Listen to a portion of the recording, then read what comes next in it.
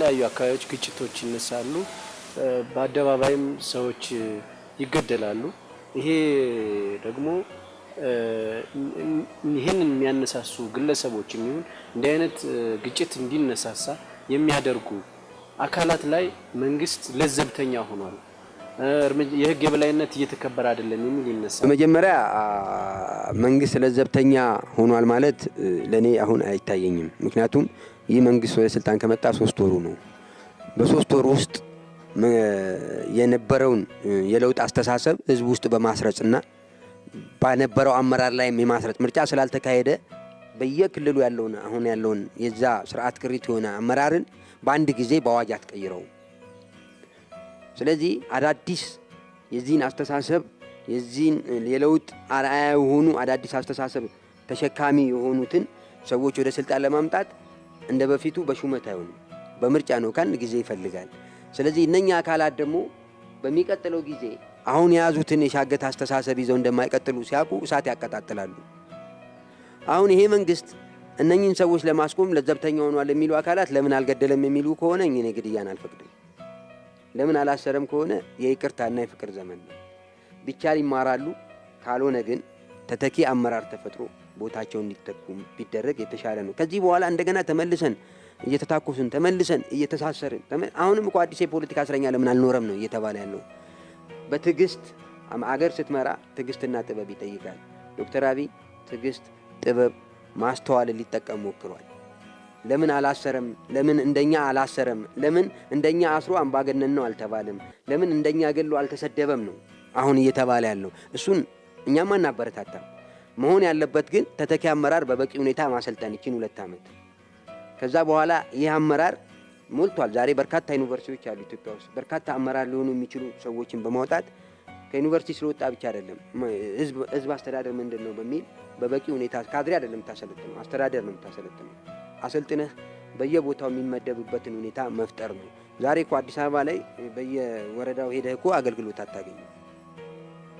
አገልግሎት አታገኝም፣ የተጻፈውን አታገኝም። ይሄ ማለት እነኚህ ሰዎች መጀመሪያ የመደባቸውን አካል አስተሳሰብ ሲጋቱ ስለኖሩ ከዛ አስተሳሰብ ውስጥ መውጣት አቅቷቸዋል።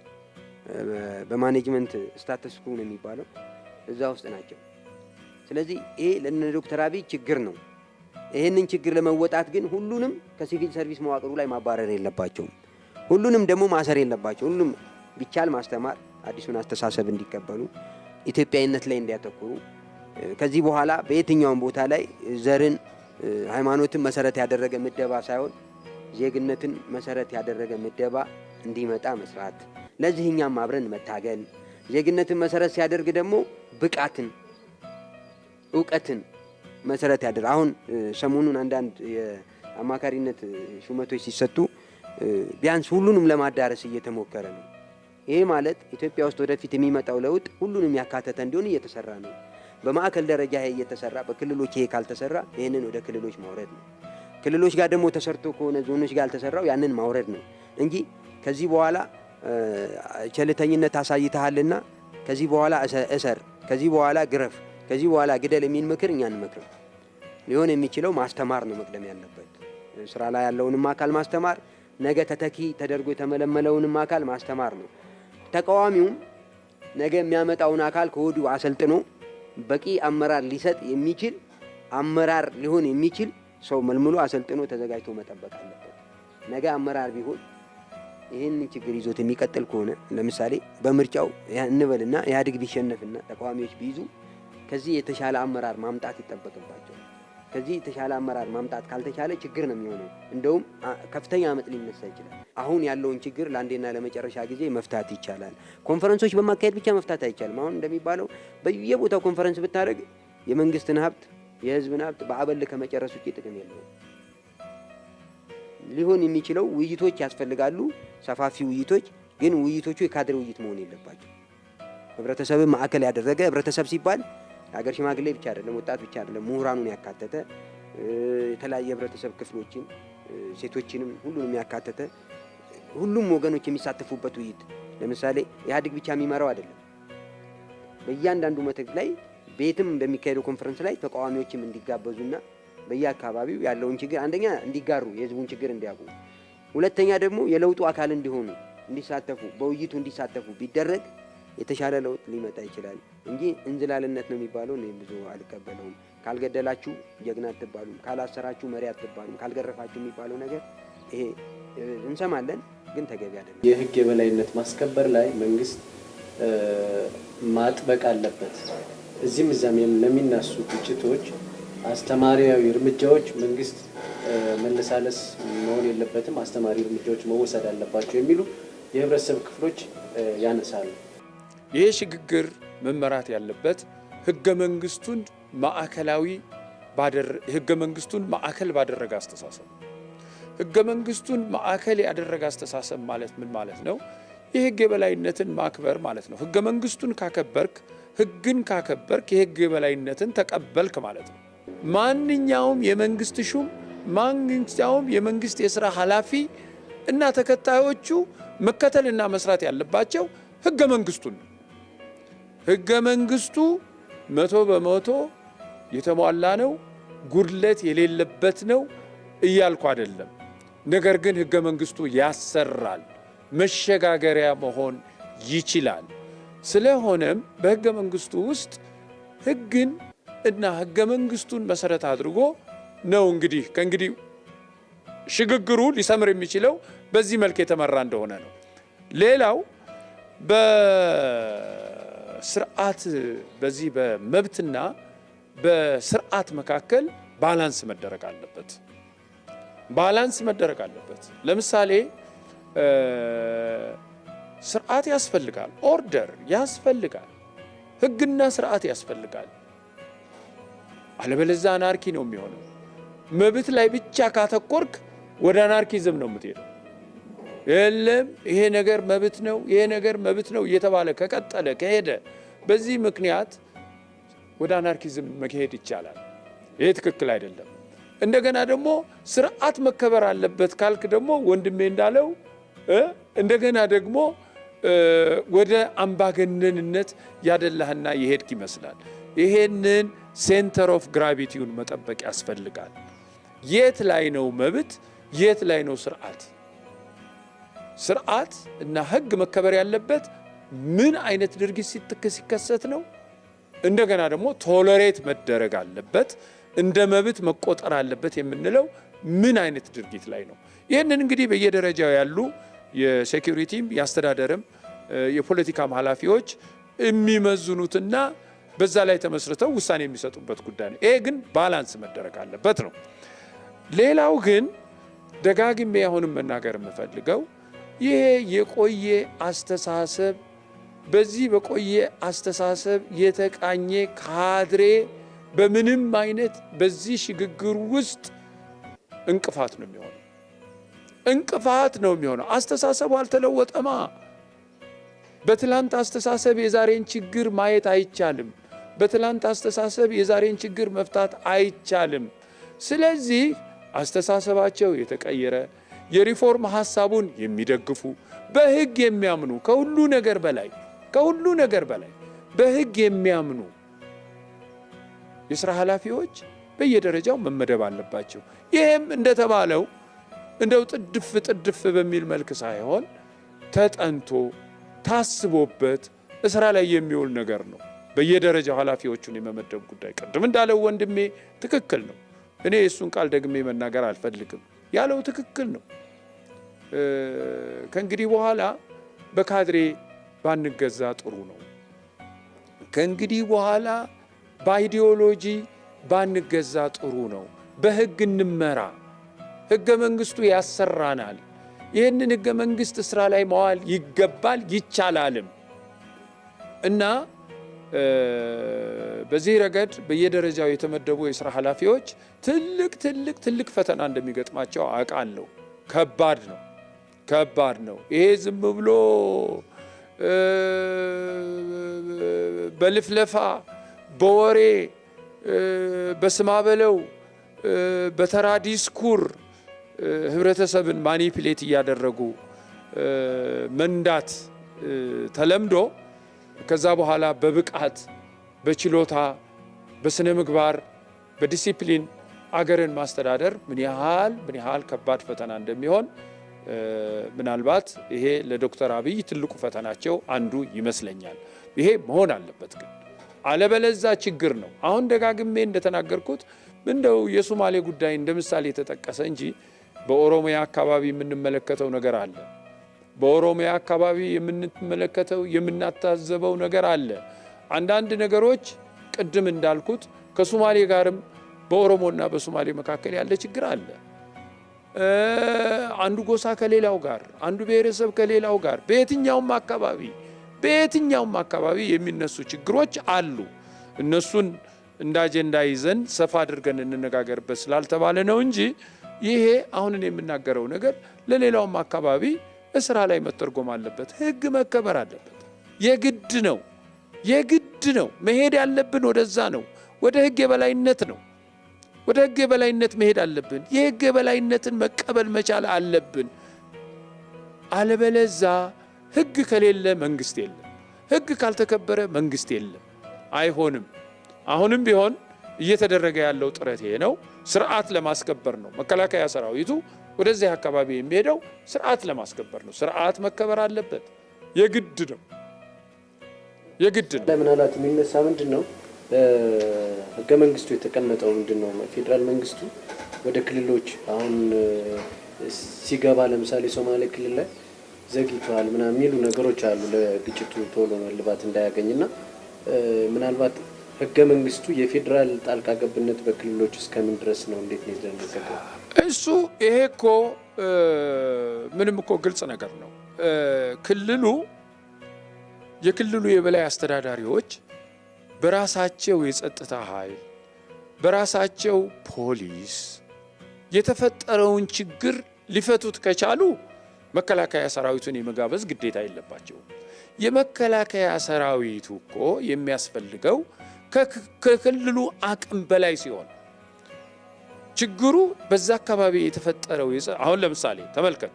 አሁን ጅጅጋ አካባቢ ከሚዲያ እንደተረዳሁት እንደተከታተልኩት ቤተክርስቲያን የሚቃጠል ከሆነ ቤተክርስቲያን የሃይማኖት ተቋም የሚቃጠል ከሆነ እናንተ መጤናችሁ እየተባሉ ሰዎች ሱቃቸው የሚዘረፍ ከሆነ የሚሸማቀቁ ከሆነ የሚገደሉ ከሆነ የሚባረሩ ከሆነ መከላከያ ሰራዊት በግድ መግባት አለበት።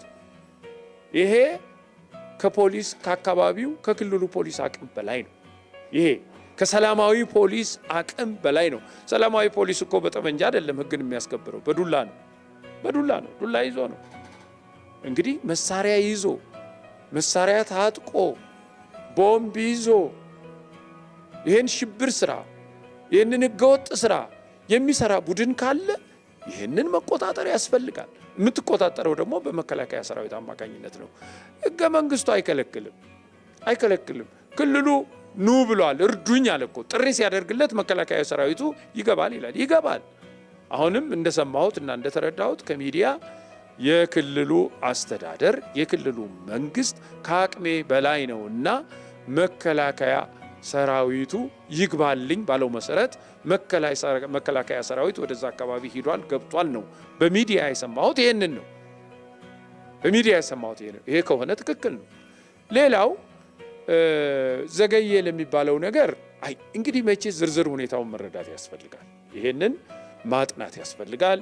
ተጨባጭ የሆነ መረጃ ማግኘት ያስፈልጋል። እንግዲህ ምናልባትም የክልሉ አካባቢ ያሉ የሥራ ኃላፊዎች ችግሩን በእነሱ አቅም የሚቆጣጠሩት መስሏቸው ጊዜ ወስደው ሊሆን ይችላል። በዚህ ምክንያት ነገሮች አፈትልከው ሊሆን ይችላል። እንደዚህ አይነት ነገር ደግሞ ሀፕን ያደርጋል። እንደዚህ አይነት ነገር ደግሞ በተደጋጋሚ ወደፊትም ሊከሰት ይችላል። ዙሮ ሁኔታው ሲከሰት ቶሎ ብሎ ችግሩን መፍታት ነው። ባጭሩ ብቻ ለማለት የምፈልገው እኔ ምንድነው በየትኛውም አካባቢ ይሁን በየትም የሚፈጠሩ የጸጥታ ችግሮች በሽግግር ጊዜ የሚጠበቁ ችግሮች ናቸው። አንድ መረሳት ያለበት እኮ ኢትዮጵያዊነት እኮ ኢትዮጵያዊ ነኝ ብሎ መናገር እኮ ትምክህተኛ፣ ነፍጠኛ እያሰኘ ሌላም ስም እየወጣ እኮ የሚያሸማቅቅ እኮ ነገር ነበረ ለ27 ዓመት። ይሄ እኮ መታወቅ አለበት። በሌላ አጋጣሚ ይሄንን ነገር ደጋግሜ ተናግሬያለሁ። እንደዛ ነበር እኮ ይኖር ነው። አገራችንን የምንወድ ሰዎች እኮ እንደዛ ነበር የኖር ነው። ብዙ ሰዎች እኮ ኢትዮጵያ ኢትዮጵያ ኢትዮጵያ እንዴ በዛ ጊዜ እኮ ምንድነው ኢትዮጵያዊነት እኮ ለማን ነው የተው? የዩኒቨርሲቲ ምሁሩ ኢትዮጵያዊነት አይልም። የተማረው ዜጋ ኢትዮጵያዊነት አይልም። ይፈራል፣ ይሸማቀቃል፣ ትምክተኛ ይባላል። ዛሬ ኢትዮጵያዊነት አሸንፏል። ኢትዮጵያዊነት አሸንፏል። ከእንግዲህ በኋላ ኢትዮጵያውያንና ኢትዮጵያዊነት አንገታችንን አንደፋም። ይሄንን ቻንስ ደግሞ እንደስከ ዛሬ እንዳመለጡን ቻንሶች አሳልፈን አንሰጥም። አሁን ጥረት እየተደረገ ያለው ይህንን ለማኮላሸት በዚህ ሂደት ተስፋ እንድንቆርጥ ለማድረግ የሚደረግ ሙከራ ነው። ይኸውና ዶክተር አብይ ሕግ አላስከበረም፣ ስርዓት አልተከበረም፣ ዛሬ መንግስት የለም እያሉ የሚያወሩ ብዙ ሰዎች አሉ። መብታቸው ነው፣ ዴሞክራሲ ነው። ያንዳንዱ ሰው ፐርሰፕሽን ይለያያል። ነገሮችን የምንረዳበት አእምሮ ይለያያል። ለነሱ ይሄ መስሏቸው ሊሆን ይችላል። ለአንዳንዶቻችን ወይንም ለብዙዎቻችን ግን እንደዛ አይደለም እውነቱ። ይሄ አስተሳሰብ ስር እየሰደደ በየቀኑ ደጋፊ እያገኘ በመላው ኢትዮጵያ ድጋፍ እያገኘ እየሞትን እንደግፋለን እያሉ መፈክር እያውለበለቡ ነው የሚገኙት ወጣቶች ዛሬ በመላው ኢትዮጵያ እየሞትን እንደግፋለን። ከዚህ በላይ ምን የድጋፍ ሜሴጅ አለ? ከዚህ በላይ ምን የድጋፍ መልእክት አለ? ስለዚህ አሁንም ቢሆን እንደኔ አይነቱም እንደዚህ ቁጭ ብሎ ከሚያወራ በምንችለው መንገድ ሁላችንም ይሄንን መጥፎ ድርጊት መቃወም አለብን። ደግሜ ልናገር አንድ ለመጨረሻ ጊዜ ካሁን በፊት የነበረው የጥላቻ ኃይል ነው አገሩን ተቆጣጥሮ የነበረው የበቀል ኃይል ነው፣ የከፋፋይ ኃይል ነው። አሁን ያ የተተካው ዘሪቨርስ ነው። የተተካው በፍቅር ኃይል ነው። የተተካው በአንድነት ኃይል ነው። የተተካው በሰላምና በእርቅ ኃይል ነው። ስለዚህ ይሄ ኃይል ደግሞ ያሸንፋል። መከላከያ ኦጋዴ ውስጥ ሲገባ አንዳንዶቹ ጣልቃ ገብነት ነው ይላሉ፣ አንዳንዶቹ ዘግይቷል ይላሉ። ኦጋዴን ላይ የሸፈተው ራሱ ህዝቡን እንዲያስተዳድር ስልጣን የተሰጠው አካል ነው። እንግዲህ ህዝብን አስተዳድር ተብሎ በህዝብ ምርጫ አምባውን የተሰጠው አካል በህዝቡ ላይ ከሸፈተ ጥሪስ ማን ያቀርባል? ጥሪ የሚያቀርበው ተቸግር ያለው ጥሪ ድረሱልኝ የሚለው አካል ራሱ ሸፍቶ ቤተክርስቲያናት ሲቃጠሉ ባይኑ እያየ ዝም ካለ፣ ህዝብ እንደ ህዝብ በዘሩ በቀለሙ በቋንቋው የተመረጠ ሲጎዳ ሲገደል ዝም ካለ፣ ቤቶች ሲቃጠሉ ዝም ካለ የፌዴራል መንግስቱ ሚና ምንድን ነው? ፌዴራል መንግስቱ እኮ ከክልሎች በተውጣጣ ስልጣን ተዋቀረ ቢባልም አገርን ህዝብን የመጠበቅ ግዴታ አለበት። ስለዚህ ስህተት እንኳን ሰርቶ ቢሆን መከላከያው ለህዝቡ ከደረሰለት ውለታ ውሏል። ከዚህ በፊት እኮ መከላከያ ምርጫ ተጭበርብሯል ስንል እኛ ላይ ለመተኮስ ከተማ ውስጥ የሚዞር ነበር። ዛሬ ሰው ታርዶ ሄዶ ለምን ታርዳላችሁ ብሎ ሲል መከላከያው ጣልቃ ገብቷል ማለት ትንሽ የፖለቲካ ፍጆታው የወረደ አስተሳሰብ ነው። መከላከያ ህዝብን ካልጠበቀ ምን ያደርግልናል? ደሞዝ የሚበላ ሰራዊት ነው እንደምንፈልገው፣ ሀገር የሚጠብቅ ህዝብ የሚጠብቅ ሰራዊት ነው የምንፈልገው። ለሀገርና ለህዝብ ታማኝ የሆነ ሰራዊት እንዲኖር ነው የምንፈልገው እንጂ ለአብዱላ ታማኝ የሆነ ለገብረንትና ታማኝ የሆነ ለዶክተር አብይ ታማኝ የሆነ ሰራዊት አይደለም። ህዝብ እንደዚህ አደጋ ሲደርስበት አሁን እዛ አካባቢ እንበልና ሰደድ እሳት ቢመጣ ክልሉ ካልጠራ አይገባም ሊባል ነው? የመከላከያ ሚና እኮ አንዱ ጎርፍ ሲመጣ፣ ድንገተኛ አደጋ ሲመጣ፣ ዜጎች አላግባብ ሲገዱ መጠበቅ ነው። ስለዚህ ከክልሉ አቅም በላይ እኮ ነው። እዛ አካባቢ የነበረው እኮ ታጣቂ ኃይል እኮ መከላከያውም ላይ ተኩስ ነበር እንደምንሰማው ዜና ምናምን ከተለያየ ስንሰማ በአካባቢው ሆነን ባናይም። ያ ከሆነ እኮ ሽፍትነት አለ ማለት ነው። ምናልባት ጅጅጋ ከተማ ላይ መግባቱ ነው እንጂ ይሄ ያ የሚተኩሰው ኃይል ህዝብ ላይ የሚተኩሰው ኃይል ታጥቋል። ህዝብ ባዶ እጁን ነው። ያኛው በተደራጀ ኃይል ታጥቆ ህዝብ ላይ በዘመተበት ሰዓት ገብቶ መግደልና ማሰር አይደለም፣ እሱ የፖሊስ ስራ ነው። ግን ህዝብን ማረጋጋት እና ወደ ነበረው እንዲመለስ ማድረግ በእኔ እምነት ስራ ነው። ደሞዝ የምንከፍለው ለመከላከያ ሻይ ስንጠጣ ከ10 ብር ላይ ብር 50 እየተቆረጠልን በቫትም እየሄደ የሚከፈለው ደሞዝ ይሄ ሊሰራ ነው። በሌሎች አካባቢዎችም እንደዚህ አይነት ድርጊት ሲከሰቱ አሁን ፌዴራሉ መከላከያ ለምን ይገባል ሳይሆን ለምን ምክንያት ገባ በሚለው ነው መነጋገር ያለብን። ኩዴታ ሊያደርግ ነው የገባው ወይስ ህዝብን ሊያረጋጋ ነው የገባው የሚለው ነገር አብዱሌ እኮ ከዛ በፊት እኮ ከአዲስ አበባ ሽማግሌዎች በሌለው ስልጣን እኮ ከፌዴራል መንግስቱ ከተማ ሰዎች እያሰረ ይወስዳል እናውቃለን። አብዱሌ ሲያደርገው ልክ ነበር እኮ እየመጣ ማንም እኮ ሀይ የሚለው የለም። ከቦሌ መድኃኔዓለም እኮ ሰዎችን ሽምግልና የመጡ ሰዎችን ወሰደ ሲባል አይደል ዜና ሲሰራ የነበረው። አብዱሌም በፌዴራል መንግስቱ ውስጥ ጣልቃ ገብቷል ማለት ነው። ስለዚህ አንድ ተራ ግለሰብ ለስልጣን ከበቃ በኋላ ህዝብ ላይ ከሸፈተ እዛ አካባቢ ያለው የጸጥታ ኃይልን በመቆጣጠር ደግሞ ህዝብ ላይ እንዲሸፍት ካደረገ ያንን ለማረጋጋት መከላከያው ቢገባ ከወንጀሉ በላይ ጻድቅነቱ ይበጃል። ግን መከላከያው ከገባ በኋላ ግን ስልጣኑን ይዞ ለህዝቡ ሳያስረክብ ራሱ አስተዳድራለሁ ካለ ግን ችግር ነው። ሁለት የተለያዩ ነገሮች እየነጠልን ብናይ የተሻለ ነው ለማለት ነው። ስለዚህ ህዝብን የማረጋጋት ስራ አለ። ህዝቡ ዘግይቷል የሚለው ለምን መጀመሪያ አላወረደውም ነው። ሁለተኛ አብዱሌ ታስሮም ይሁን ምንም ይሁን የኦጋዴን ህዝብ እንዲወርድ ይፈልጋል። ይሄን ድምጹን አገር ሽማግሌ አብይ ጋር ልኳል። ድሮ እነ መለስ ጋር ይልክ ነበረ፣ አቶ ኃይለማርያም ደሳለኝ ጋር ይልክ ነበረ። ይሄንን አውቅ ነበረ። ሁሉም አልሰሙትም። አሁን ግን የህዝቡ ጥያቄ አብዱሌን በማውረድ ተመልሶ ግን የሚተካው ሰው ማን ነው የሚለው ብንነጋገርበት የሚተካው ሰው ሌላ አብዱሌ ከሆነ አሁንም ህዝቡ ሽማግሌ እየመረጠ ሊልክ ነው። ስለዚህ ህዝቡ ስራውን ተቶ ሽማግሌ እየመረጠ ወደ ማዕከላዊ መንግስት የሚልክበትን መንገድ ማስቆም አለብን። ህዝቡ ራሱን በራሱ የማስተዳደር መብቱ መከበር አለበት።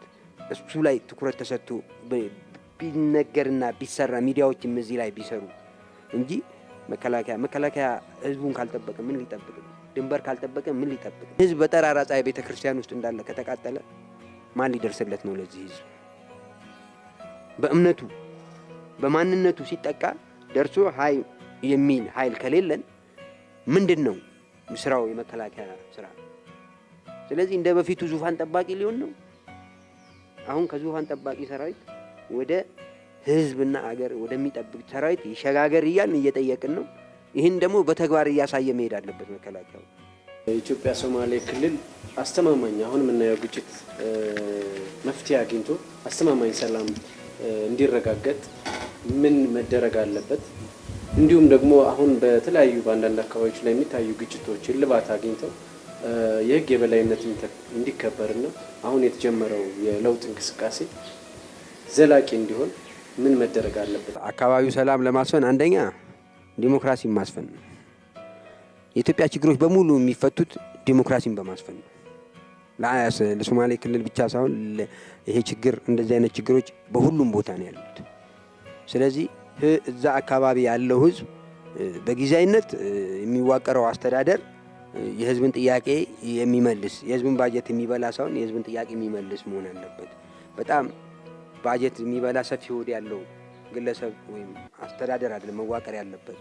ሁለተኛ ከአስተዳደሩ የተገለሉ ወገኖች ቢያንስ በምክር ቤቱ የመሳተፍ እድል ባይኖራቸው ምርጫው እስኪደርስ ድረስ ሌላ ቅድም እሳቸው ያመጡት አይነት ምክር ቤት ተዋቅሮ አካባቢው እኮ ቅድም እንደተባለው በተለያዩ ጎሳዎች የሚመራ አካባቢ ነው።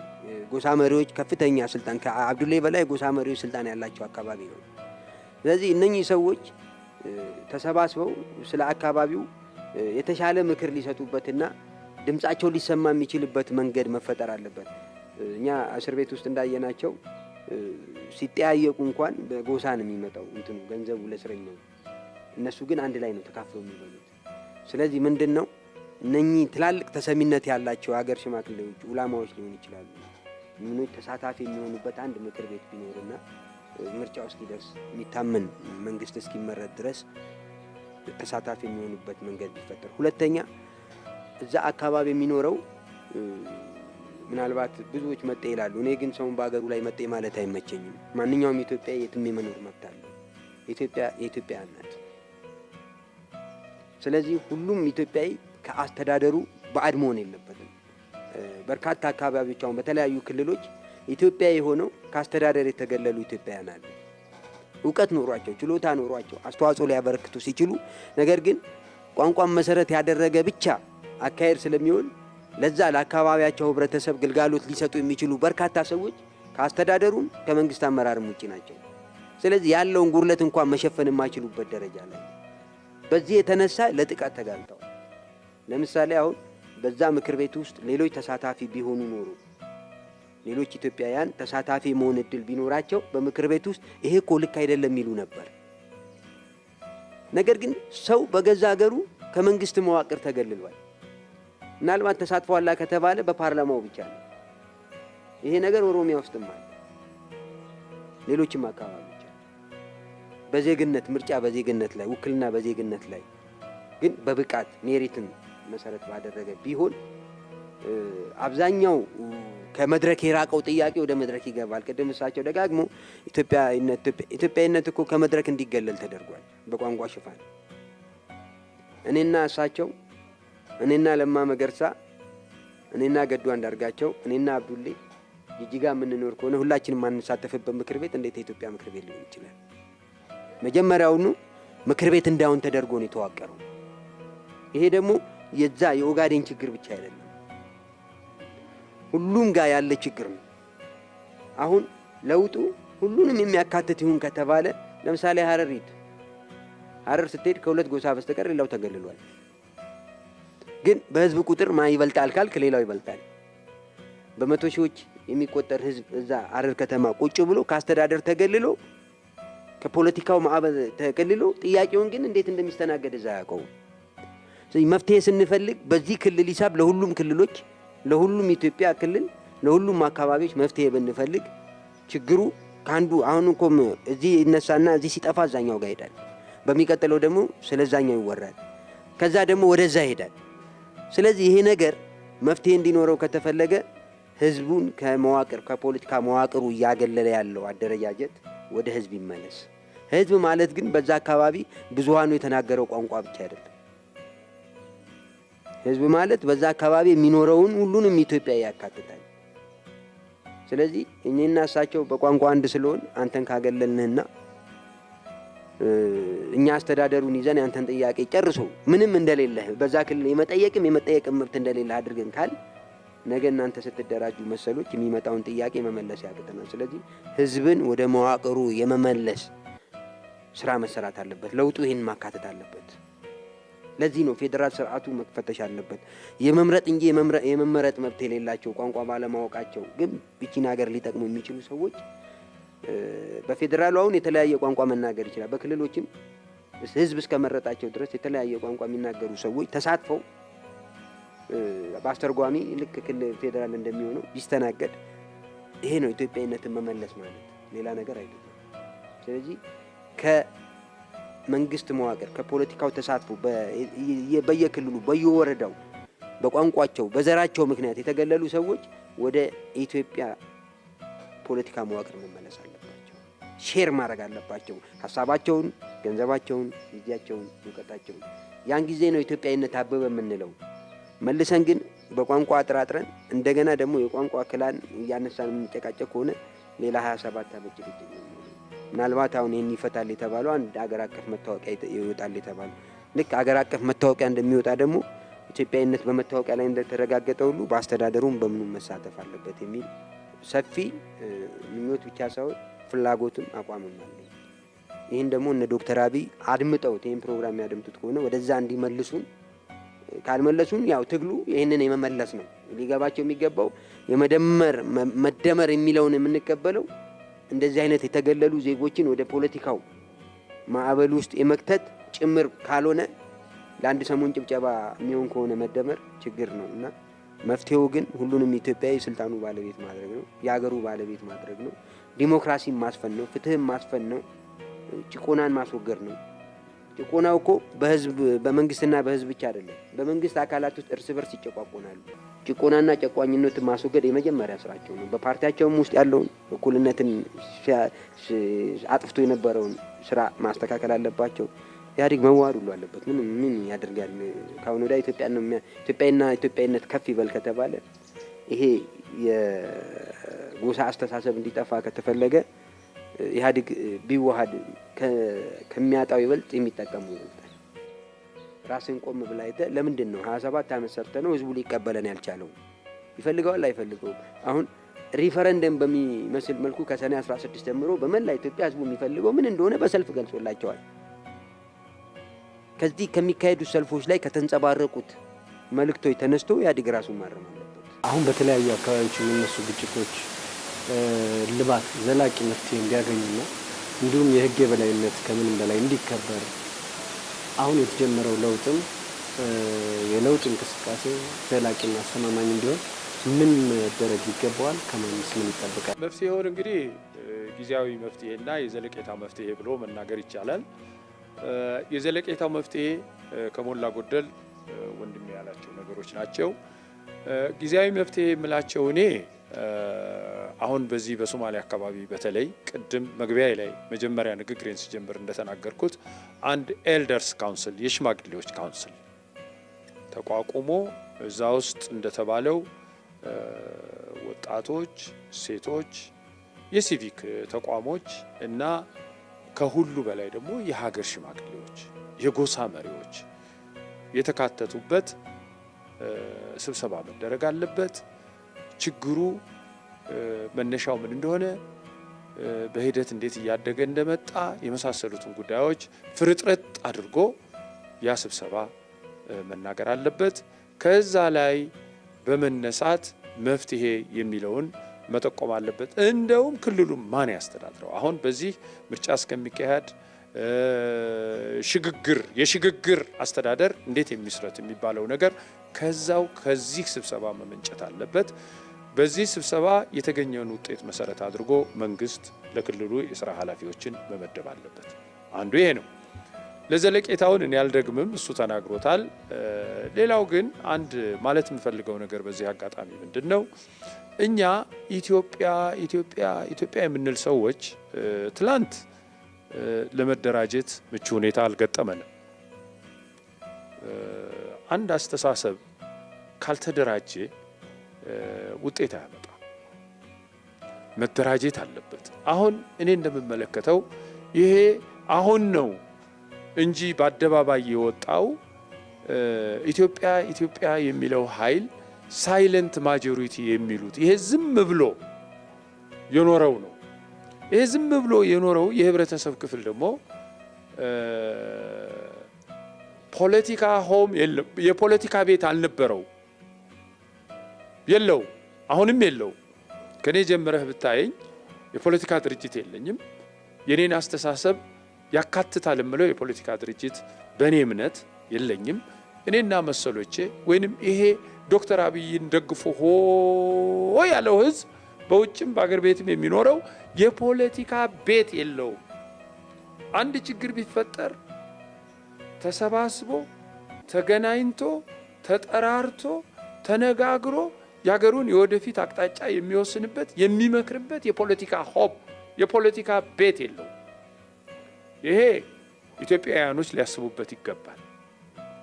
በኢትዮጵያ አንድነት የሚያምኑ በታላቋ ኢትዮጵያ የሚያምኑ ከእንግዲህ በኋላ ኢትዮጵያን አናስደፍርም፣ ከየትኛውም አቅጣጫ በጠበንጃም በፕሮፓጋንዳም በማናቸውም አኳኋን ይችን ታላቅ አገር ለመከፋፈል ለመበተን ኢትዮጵያዊነት ቫሊዩስ አንደርማይን ለማድረግ የሚጥር ማንኛውንም ፎርስ ለመመከት የሚያስችል የፖለቲካ ድርጅት ያስፈልጋል።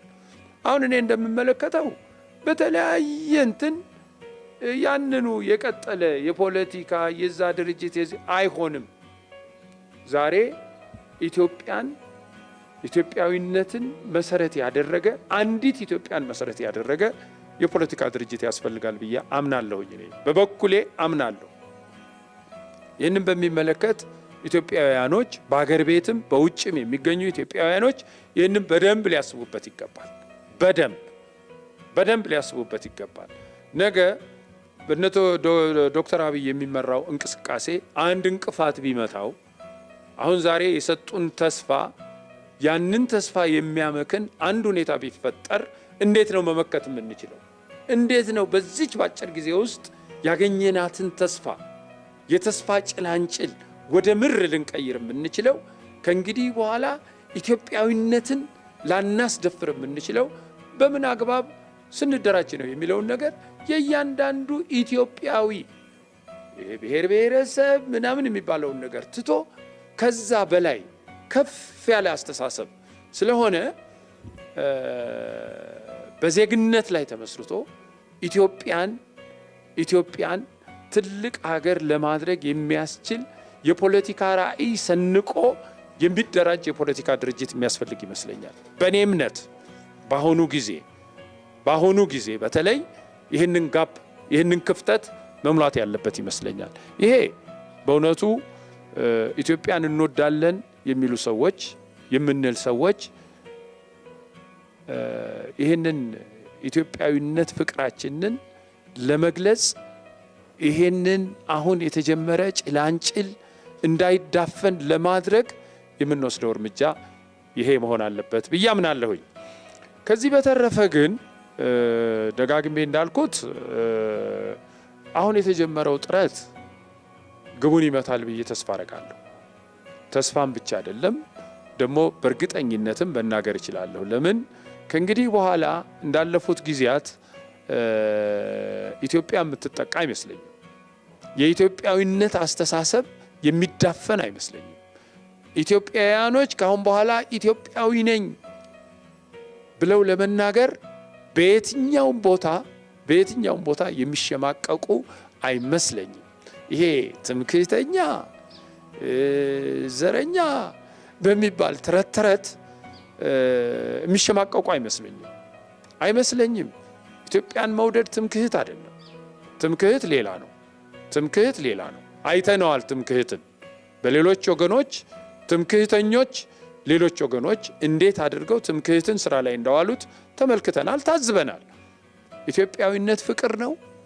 ኢትዮጵያዊነት እኩልነት ነው። ከእንግዲህ በኋላ ኢትዮጵያዊነት በዴሞክራሲያዊ አስተሳሰብ ላይ የተመሰረተ ህብረት ነው፣ አንድነት ነው። ይሄንን ማንም ኢትዮጵያዊ በአራቱም ማዕዘን የሚኖር ኢትዮጵያዊ እስራ ላይ መዋል ያለበት ይመስለኛል። ይሄ ትልቅ ቪዥን ነው፣ ትልቅ ራዕይ ነው። ካሁን በፊት የጎደለው ቅድም እንደተባለው ኢትዮጵያ የጎደላት እኮ ድሮም ቢሆን የሚኒሊክ ኢትዮጵያ የጎደላት ዴሞክራሲ፣ ዘ ሩል ኦፍ ሎው፣ የህግ የበላይነት እነዚህ ነገሮች ናቸው። የሰብአዊ መብት ነፃነት አለመከበር ናቸው። እንደገና ደግሞ ባሉት ብሔረሰቦች መካከል እኩል የመታየት እኩል የመከባበር ሁኔታ ነው ያልነበረው። ያ አሁን ተስፋ በሚሰጥ አኳኋን እየተጀመረ ነው። አዲሲቷ ኢትዮጵያ የሁላችንም የጋራ ቤታችን ነች። ይችን የጋራ ቤታችንን ሟቹ የቅርብ ወዳጄ አሰፋ ጨቦን ቋንቋ ለመጠቀም አዲሲቷ ኢትዮጵያ ማንም አማራ ሆኖ ከኢትዮጵያዊነት ጋር ሊጣላ አይችልም። ትግሬ ሆኖ ከኢትዮጵያዊነት ጋር ሊጣላ አይችልም። ኦሮሞ ሆኖ ከኢትዮጵያዊነት ጋር ሊጣላ አይችልም። ሶማሌ ሆኖ ከኢትዮጵያዊነት ጋር ሊጣላ አይችልም። አሰፋ ጨቦ ምን ይል ነበር? ጋሞነቴ ከኢትዮጵያዊነቴ ጋር ተጣልቶብኝ አያውቅም ይል ነበር። እውነት ነው። ይሄንን ራዕይ እውን ማድረግ እንችላለን። ይሄ ነው የብሔር ብሔረሰብ ኮት አንኮት። እኔ እንዲህ አይነቱን ቋንቋ አልወደውም። ከጥንት ጀምሮ የሚባለው እኩልነት ይሄ ነው። ስለዚህ ማንነታችን ከኢትዮጵያዊነታችን ጋር ሊጣላ ስለማይችል ማንነታችንን በሌላ አነጋገር በፖለቲካ አነጋገር ዛሬ ኢትዮጵያ የሚያስፈልጋት ካልቸራል ሶቨሬኒቲ እና ፖለቲካል ዩኒቲ ነው። ይህም በአማርኛ እኔ እንግዲህ ምን ብላችሁ እንትን እንደምትሉት አላቅም። የባህል ነፃነት እያንዳንዱ ባህል የአማራ ባህል፣ የትግሬ ባህል፣ የኦሮሞ ባህል ወዘተ እያንዳንዱ ባህል ሶቨሬን ነው፣ ሉዓላዊ ነው።